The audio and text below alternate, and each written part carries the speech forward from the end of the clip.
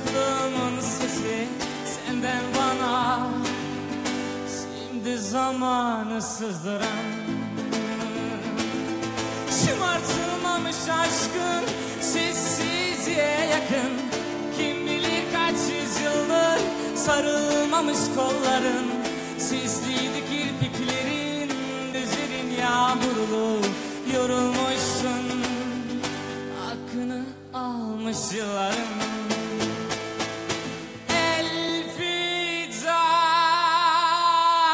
bir belalı başımsın. Elfida, beni fark etme sakın, omzumda izi bırakma, yüküm dünyaya yakın. Elfida, hep aklımda kalacaksın. Elfida,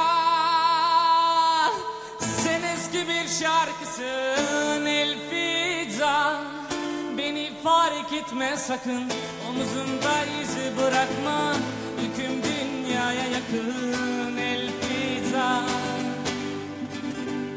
hep aklımda kalacaksın.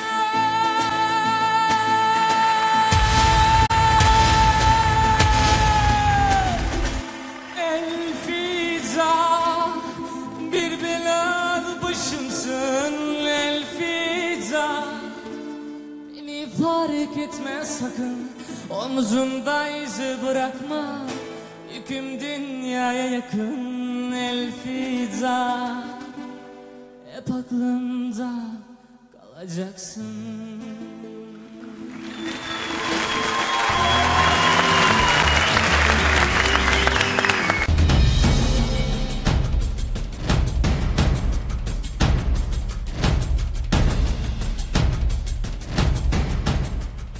Gerçekten çok zormuş. Televizyonda izliyordum da ya öyle değildir diyordum.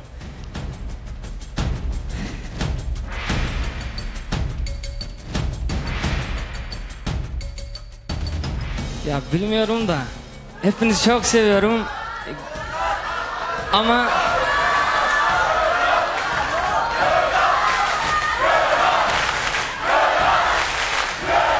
ben O Ses Türkiye'de Sessizlik. Dur. Sessizlik. Evet. yoluma Murat abimle devam etmek istiyorum. Murat Boz diyor. Gelebilir miyim? Tabii ya. Evet. Çok da efendi bir kardeşimiz. Ay canım benim. Gel.